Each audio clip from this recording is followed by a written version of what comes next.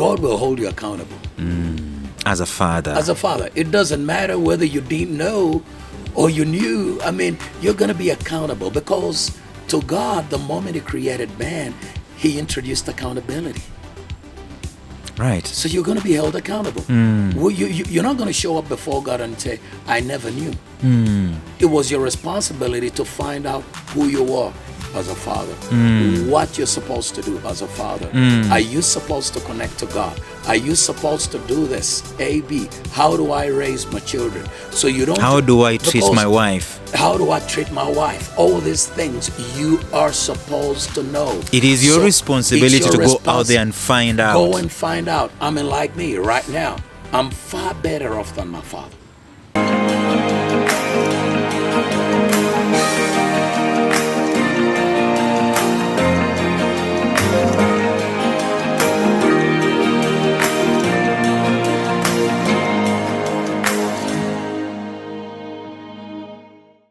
Ladies, gentlemen, boys and girls, especially men from whatever place it is that you're watching, this is the inaugural episode on the podcast Adam.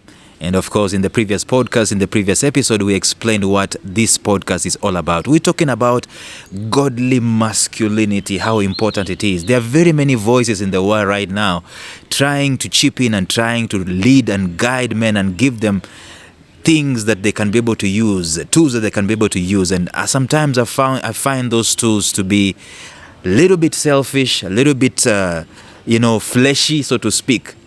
But as men of God, there's got to be a point in time where we have conversations. And I do believe that when we have conversations, these conversations affect our consciousness.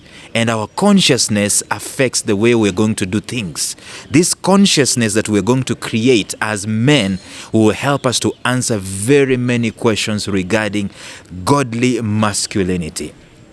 Like I told you in the previous episode, we're going to be having various visitors, various guests from different walks of life, and they're going to help us to go deeper into this subject matter so that we can be able to learn from them and to learn from each other. And on the set today, I'm going to introduce to you a man of God, a man who has been on the front line. Actually, if you're talking about soldiers, this man is on the front line of marriage ministry and many other things that he is doing, and he's going to tell us much more about it. But you find him on UBC, you find him doing very many things in that particular area. He is a minister of the gospel.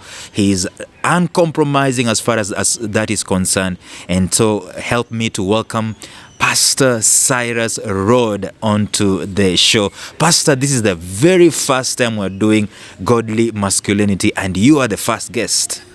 How does that feel? I'm really honored. And quite humbled. Yes. For me to be the first guest when it comes to Godly Masculinity. Right. I really do appreciate this show and what you're doing. One of a kind. You've come up to the forefront to really help out and do what God really wants you to do. Yeah, I'm really honored. Yeah, these things, the way we do some of these things is because of what God has deposited inside of our hearts.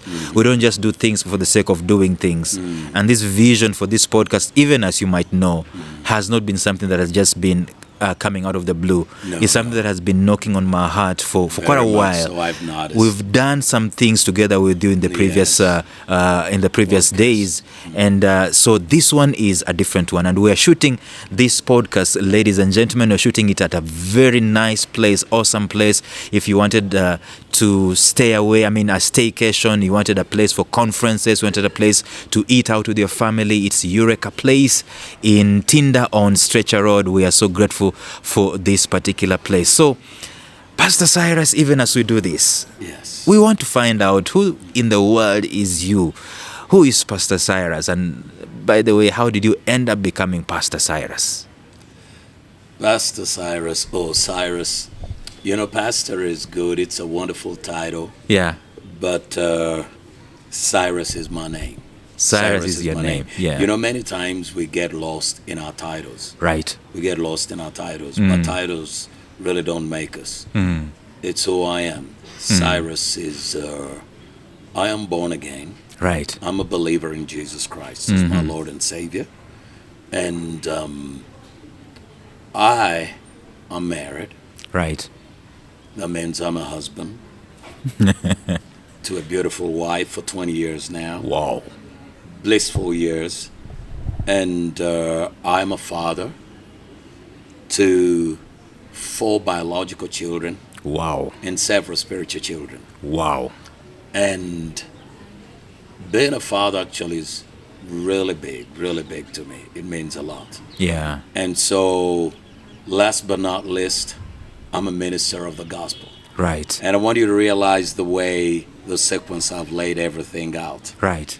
I'm a minister of the gospel. Right. Or I minister the gospel. Right. That comes out. I pastor a church. Mm-hmm.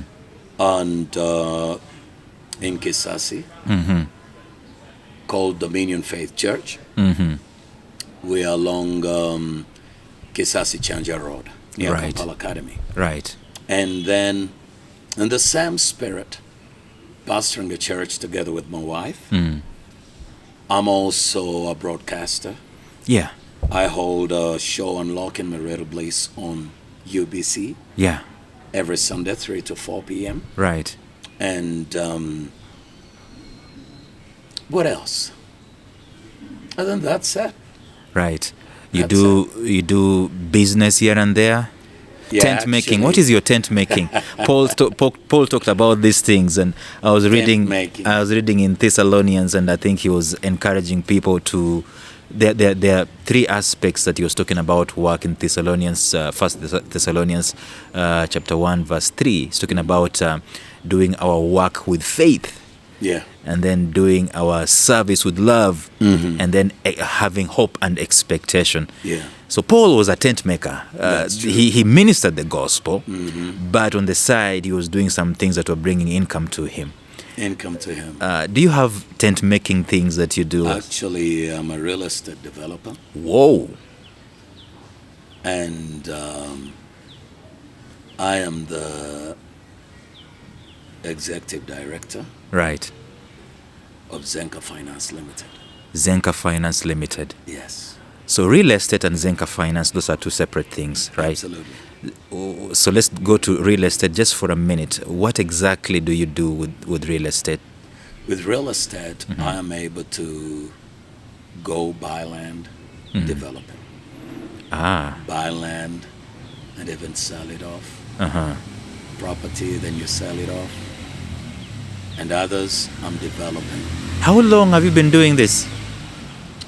Started doing it in, I think, 2015 on a serious scale. 2015. Okay. Yeah. How about Zenka? You say it's called Zenka? Yeah, Zenka Finance is Tier 4 microfinance institution. Okay. Yeah, Tier 4 microfinance. Right. And we lend money. We don't take money. Many microfinances are kind of cash or deposit taking, Yeah. but we are not deposit taking. Yeah. We give it out. Yeah. And we've been working with civil servants mostly. Uh-huh. Yeah. Okay. In what is called the single court. So we work with the government. And Okay. we help out with their servants. And Okay. they're able to pay back. This is your unique idea, or No, there are several people who are doing the same. okay. Okay. Yes, sir. Cool. So tent making, you're sorted. How do you balance between tent making and being a man of God? Is it a compartmentalized thing, or No, it's? I think actually it's not really about the compartments and all that. Yeah. I really believe it's not even balance. I think it's about priority. It's about priority. You don't try to juggle, you know? And you say, okay, let me see. Ooh, oh, no. Ooh, oh, Yeah. no. Yeah. You will lose it. Yeah. But when you connect with God, His priority, you take Him as priority. Right. Then you're built up in Him. Yeah. Then you flow Okay. in the rest. Okay. You flow in the rest. Okay. So you don't say, okay, this is preaching of the gospel. You shouldn't mention it here. Yeah. This is word Yeah. You're seamless. Basically, everything is in one. in one. All right. So I'm still the same person Yeah. when I'm when you're out the there CEO, dealing with the CEO, exactly. doing all this kind of stuff. Yeah. So the same person, Yeah. my approach Yeah. is divine in every way. Awesome. You know, Cyrus, even as we're talking about these things, I'm realizing that there are very many deep things we can go into Yes. when we're talking about godly masculinity, and the subject of work is important, and we're going to talk about that. Probably we'll invite you back in another episode, another season to talk about that. But I want us to start going deeper into this subject matter of godly masculinity. Yes. The way you look at it, for example, if I let me ask this. Growing up as Cyrus, knowing what you now know as a child of the Most High God and as a minister of the gospel, are there things that you would have wished you would have known, maybe from your father or from the community, as far as godly masculinity is concerned? There's everything. Right. Literally everything that I wished I would have known. The beauty of it is that now I know. Okay? Yeah. And I share it with my sons. I got sons. And I share it with my sons. Even my daughter, I have one daughter and three sons. So I share it with them and I tell them, guys, there's stuff that you ought to know at this point. And because of the relationship, I really never had a relationship with my father. I believe that probably 9 out of 10 in our generation would say, even now, are able to say they really don't have a relationship with their fathers. It is nominal, where it's just respect. He's my daddy, and that's it. He's my daddy, and that's it. That's where we end. He's my daddy, that's it. For you, it's different. You go deeper. No, I go deeper. We're able to talk about how to stunt as a man, about sex, about why you don't even need a girlfriend. And these are things I believe my father would have told me early enough, but he literally didn't know much. He didn't know much. But do you blame him? Can we blame? I really wouldn't blame him, but on the other hand, you see, there's one thing I can show you, my brother. At times you can say, okay, I don't blame you, but you see, God will hold you accountable. As a father. As a father. It doesn't matter whether you didn't know or you knew. I mean, you're going to be accountable, because to God, the moment He created man, He introduced accountability. Right. So you're going to be held accountable. You're not going to show up before God and say, I never knew. It was your responsibility to find out who you are as a father, what you're supposed to do as a father. Are you supposed to connect to God? Are you supposed to do this? A, B. How do I raise my children? So you don't. How do I treat my wife? How do I treat my wife? All these things you are supposed to know. It is your responsibility to go out there and find out. Go and find out. I mean, like me right now, I'm far better off than my father. You can say that with confidence. Absolute confidence. And he can also vouch for that. He can vouch for that. Right. I'm telling you. Because you are intentional about the kind of person that you're supposed to be as a father, as a husband. Absolutely. Right. I was very focused on it. I looked at his life. I didn't like it. And I had to look out, God, what do you have to say about this? After making many mistakes here and there, and I turned to God, and that's where my life started changing. So when you ask, are you going to blame him? Yes, he'll take responsibility. He has to take responsibility. Because I got brothers that never walked the path I walked. Oh. You get me? Yeah. And they've gotten into a lot of trouble. Yeah. And when you look through everything and you try to examine, you're going to realize that it was about the father wasn't there. My God. He never did what he was supposed to do. So, you earlier on mentioned that you are minister of the gospel. Yeah. And then there's this marriage program that you do on UBC every Sunday. Yes, sir. Obviously, you've seen maybe statistics here and there, and you've seen the state of the, let me call it, masculine soul to some extent. In your experience, how would you describe it today? Just demarcating the house of God. Let us not talk about every other man, but just in the house of God. How would you look at the state of masculinity? It's appalling. It's pathetic. It's, I would say, on a scale of 1 to 10, we're at 1. Yeah. That's how bad it is. Do you see any signs of improvement? Yeah. Okay. I believe, look at what you're doing. You're over here bringing out the knowledge to develop this man. Yeah. To develop the masculinity, to let people understand what masculinity is. Yeah. And with this kind of teachings, we're able to learn, and I believe there is hope. Yeah. For now, we're at 1 to 10, but we're beginning. Yeah. Okay? Mm-hmm. Because I believe one of the things that has also deceived the church so much in this setting called the church is we really don't know God. Oh.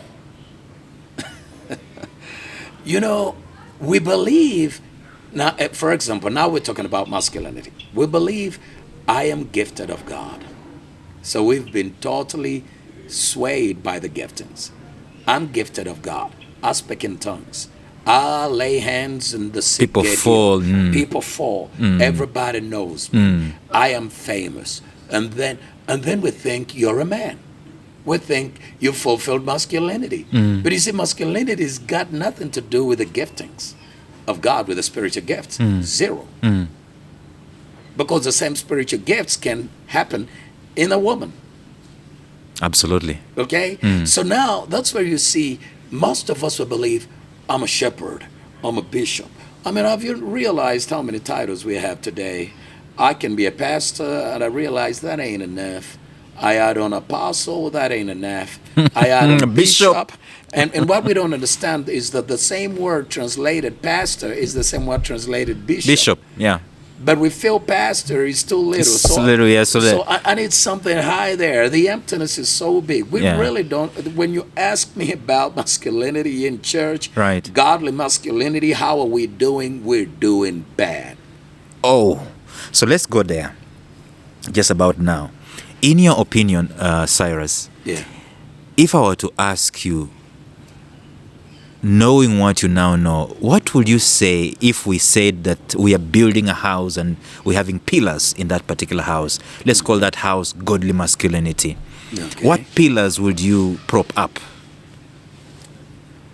First and foremost, the pillars that I would prop up in building godly masculinity is, let me start with God. Okay?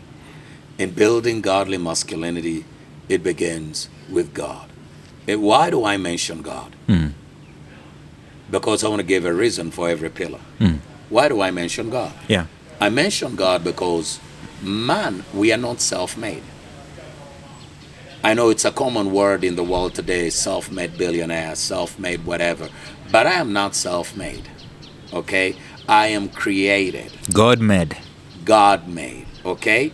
When God wanted to plant trees, to have trees, where did he turn to? To the ground. When he wanted the birds, he turned to the sky. When he was creating the fish and the fishes of the sea, he turned to the water. When he wanted to create man, he turned to himself.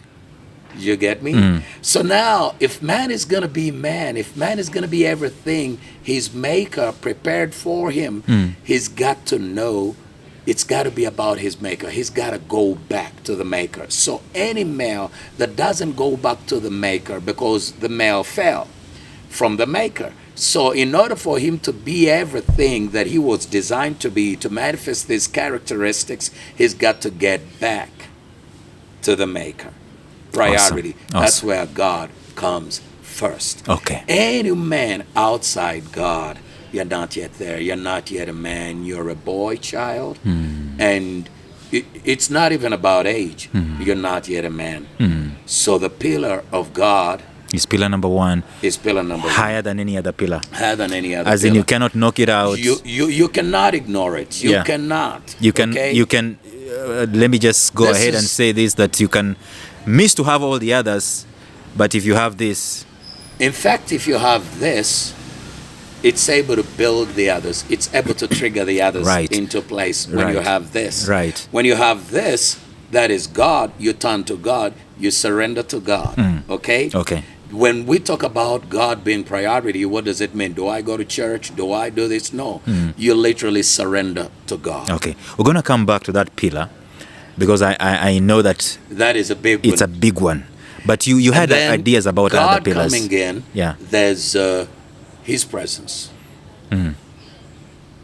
As much as just like what water is to the fish, the presence of God Is to man. to man. Awesome. He cannot be able to operate without it. Awesome. He cannot be able to operate without the Okay. presence. Okay.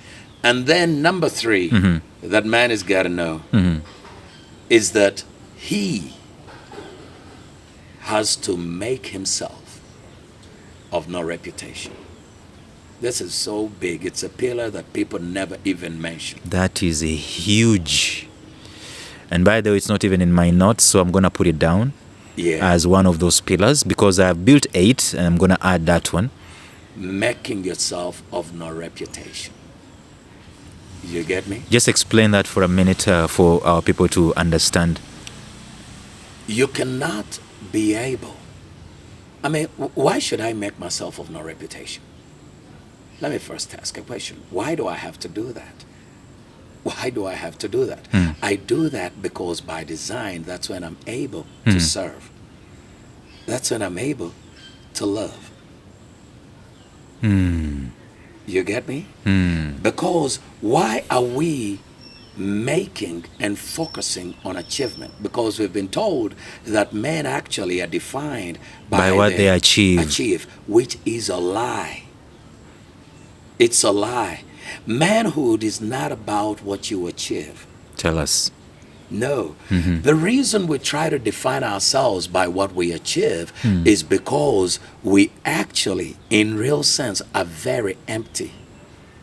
So we are trying to fill that We're emptiness trying to with fill things. the emptiness with things, with achievements. For With example, titles somebody says, I want to be a millionaire. I want to become a billionaire.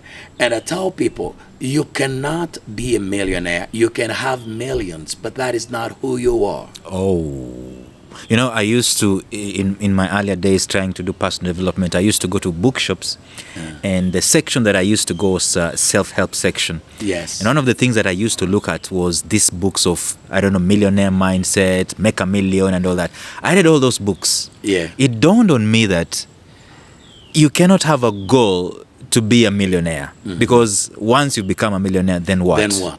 Right? Then what? Yeah, there's got to be something that is higher than life, higher than the tangibles. Thank you. Once that one is in place, then the millions become what the Bible talks about in Matthew. Seek ye first the kingdom. Thank you. So the million becomes additions, becomes this. All these other things shall be added unto you. They're additions. They don't define. They are not the main focus of life. No, you give them meaning. They don't give you meaning. Right. You give them meaning. Okay. So now that you understand that, look over here, it's not about the achievement. Okay? It's not about the achievement. It's got to be who I am.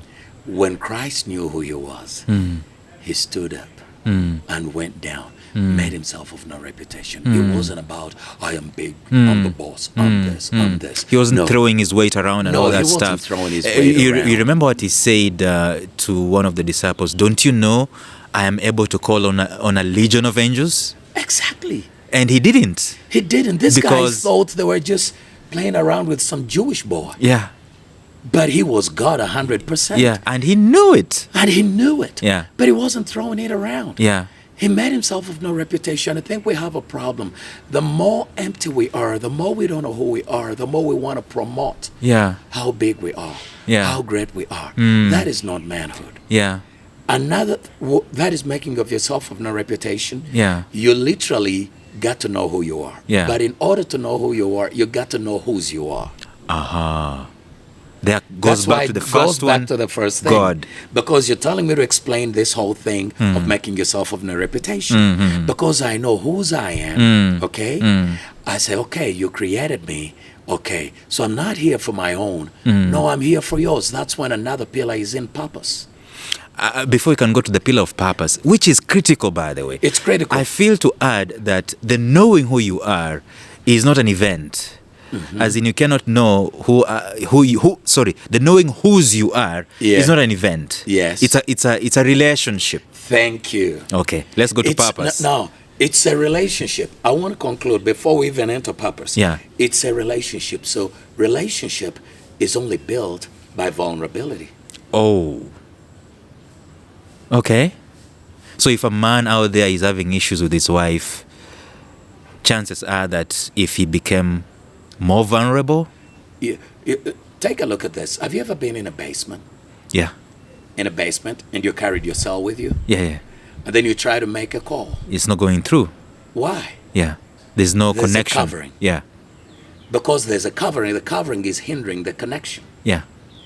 The connection can happen, but the covering hinders the connection. When you get from under the basement, the covering is removed, vulnerability happens, the connection Awesome. is triggered. Awesome analogy. And the same thing happens for any male. The vulnerability must happen, because even when you come to God, you hide nothing. You acknowledge, I'm a sinner. This is who I am. Man, are you accepting me? You're literally being in a position where you're being introduced to unconditional love.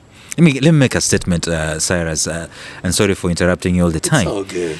This week, as I was thinking about this podcast and I was preparing about this, Yes. I was in prayer and this dropped into my spirit, and I think I Yes. mentioned it in the previous episode, that a man of godly masculinity Yes. is necessarily a redeemed man. Thank you.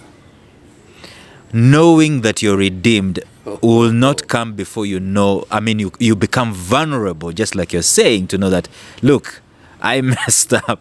I am not the Thank best you. version of myself this world has ever Yes. seen. You don't know who you are looking at, but God knows all that stuff, even if it's hidden and all that stuff. But the good news is that He clears it, He clears covers it, Absolutely. cleanses it. I mean, calls me new.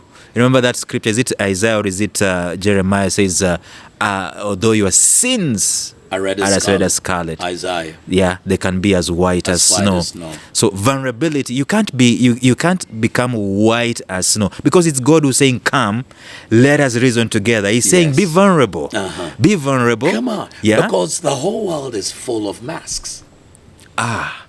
And we put on masks just the other day, and during masks, COVID. depending on where you're facing, depending on who you're looking at. Right. Okay, depending on where you're going, you keep putting on a mask. Because why do we mask up? Because we empty. The feeling My of emptiness God. is so big that it causes you to live in fear of being rejected, to live in fear of not being wanted. That's why even when you're going out to meet a girl, You put on, a mask. put on a cologne that you've never put on before. You've never put on before. Yeah, Now, you borrow from- smelling good, looking good Is is okay. all good. Yeah. But look at Is this. that who you are?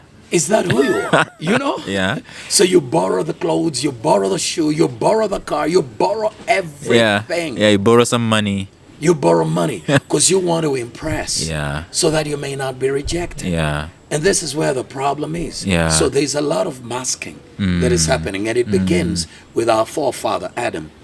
Because the moment he lost the connection with God, the moment that relationship was messed up, he started feeling guilt, I've got to add something on myself. Yeah.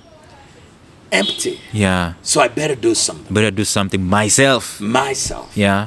I better create an identity. I better create who I am. And the first thing was to get the leaves and Cover mask up himself. to project an image. That I'm not That sinful. I am not. I didn't do I'm nothing. Not sinful. Yeah, I didn't do I'm good. nothing. Yeah. I just raised the bar. I didn't do nothing. I just raised the bar. Yeah. And that's how it is. So in that moment, when any man is in that place, not knowing who they are, they cannot be able to make themselves of no reputation. The only reason Christ could make himself of no reputation, look, every day people are masking up to prove some reputation, to claim some reputation, throw their weight around, but it's nothing. Real men can even be with you and you never realize who they are. Okay, because they're not going to come up with what is accepted as manhood. Why do we mask up? Why do we hide our vulnerabilities, especially as men? We fear to be rejected. Oh. She will reject me. they're not going to accept me. Because you're never going to be really step out and be vulnerable until you know you've been loved unconditionally. And that can only Look come at from this, God. Loris. Yeah. You will, until you know I am loved unconditionally, you can never overcome the fear of rejection. That's why you need to connect with God. Any man that is watching your podcast and is not a believer and has not started a relationship with God can never overcome masking. Vulnerability is impossible. In fact, masking has become a billion-dollar industry in the world. Talk about it. You know, we don't even have time to go in there. There are very many things that we do, even in the house of God. We've fallen into the trap of masking, and I'm sure you've seen it. You've seen how it's messing up. Even in our churches today. Exactly. Hype is bigger than hope. Yeah. Ooh. Come on. Hype is bigger than hope. People would rather go to a church where it's hype. Hey, woo, ha, hee, ha, oh yeah. And hope. Because hope, when you go to a place where hope is, you're going to be told the truth. And you're going to be told perseverance. Which leads to character, which leads to hope. Yeah. Now, people don't like that. So I need a place where you can just hype me. So the masking is a billion-dollar industry, like you've said it. It is. It works even in churches. It is. You call out somebody today, they pack their bags and leave. Yeah. Go to a place where nobody can call me out. It's what Christ talked about, a form of godliness, but denying the power thereof. And so it's until we get to God, discover who we are in the relationship with Him, we accept that we've been loved unconditionally. You get me? Loved unconditionally, that will lead you to another pillar called love.